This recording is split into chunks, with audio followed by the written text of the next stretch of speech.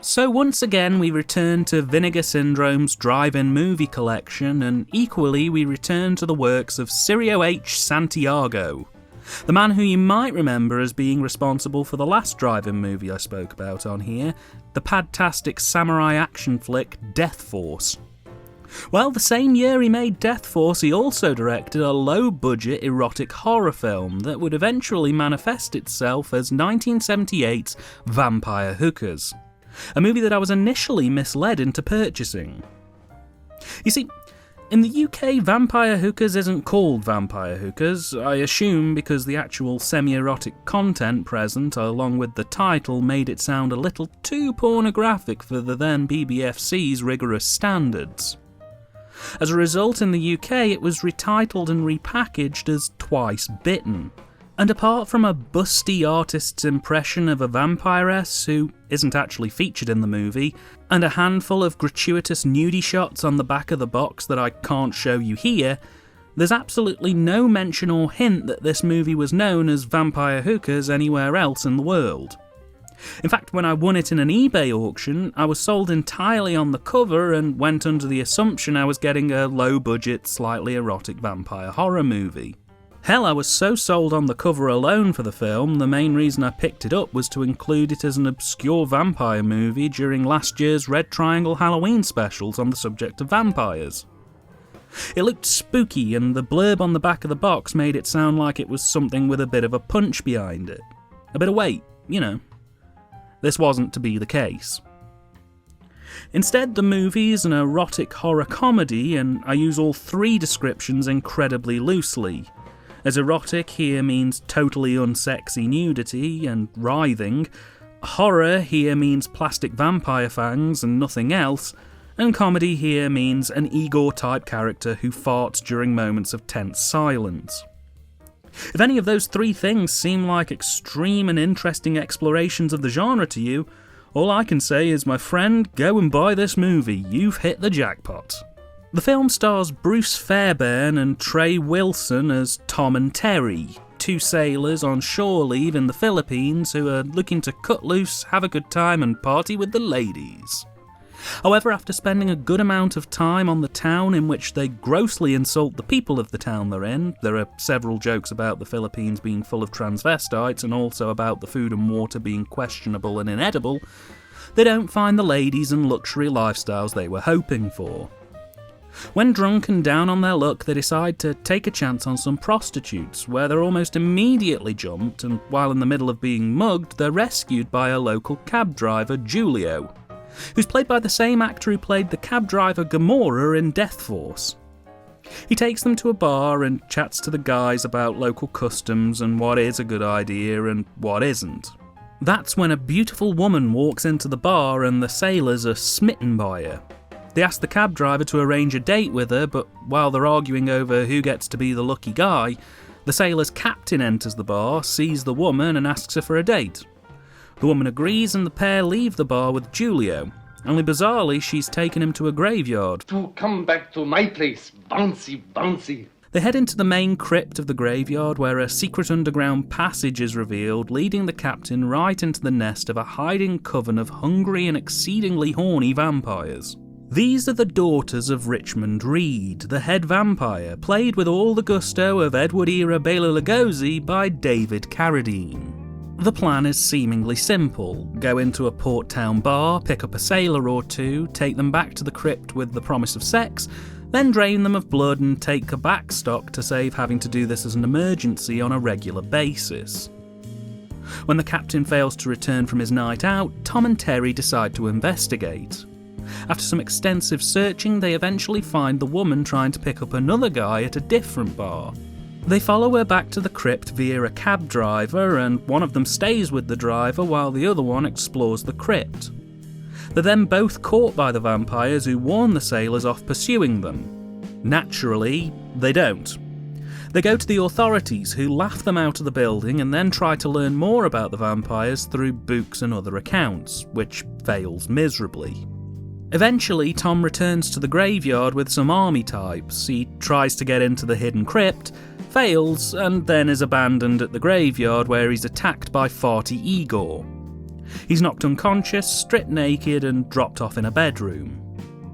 Carradine then decides to let his daughters have a night of hot passion with Tom before they kill him. Which, well, seems fair, death by snoo-snoo and all that. And thus it falls to Terry to find out where Tom's vanished to and rescue him before he becomes another victim of the vampire hookers? Well, I mean, one of them is sort of a hooker, though it's established they don't really bang their victims usually.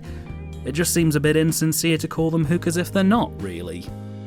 Anyway, the biggest problem that this film has is it's just really, really boring. The humour falls flat on its face right out of the gate, unless you really like transphobic, misogynistic and homophobic jokes that would have got a groan for being dated in the late 70s, let alone the modern day. The horror's piss poor, there's little to no blood, and what blood there is looks like tomato juice, and the eroticism is probably the thing that this movie does best. But even that's exceedingly poor and constantly broken up by shots of Carradine, which is a bit like splicing in shots of dogs taking a shit into hardcore porn as an attempt to make it sexier. Or shots of the Igor-esque manservant farting like a trooper. Again, it's totally mood-killing, and when it's mixed in with the other elements, it creates a truly awful experience. There's quite a lot of padding too. Mercifully nowhere near as much as Death Force, as this film only clocks in at 1 hour and 19 minutes. But whereas Death Force's padding was unnecessary yet entertaining, here it's just dull. Extended shots of walking around, improvised stand-up that doesn't go anywhere and isn't funny, and weird Shakespearean monologues from Carradine sitting on a throne are just some of the absolute wastes of time this film comes up with. This isn't a fun movie to sit through. The pacing's probably just about okay, I'd say, but 3 boring acts is still 3 boring acts. Nothing really happens in this film, and when you're tied to predominantly unlikable characters for the full movie's runtime, it makes an already grindy film even more intolerable. Back on writing duties for this one is Howard R. Cohen. He was one of the main writers for Death Force and probably is best known for his work on the Deathstalker movies. Here, he's phoning it in. I think a lot of his efforts were on Death Force as he was working on both scripts at around the same time. The direction and cine here are actually some of the better elements of this film's repertoire.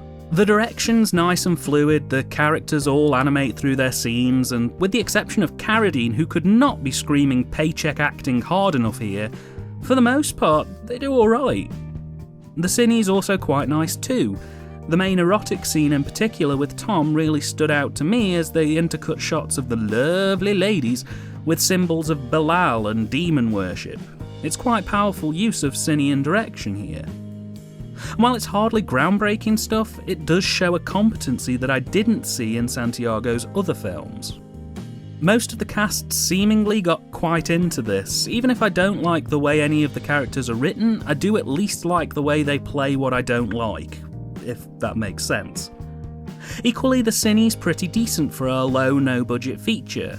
The set-based scenes are all lovingly lit, reasonably designed, and even though the wonders of DVD technology have revealed that the majority of these sets were mainly built from cardboard, when I consider how bland the direction and cine was on Death Force, this is a definite step up. While it's not really to a professional standard, it's not that far off the mark, really.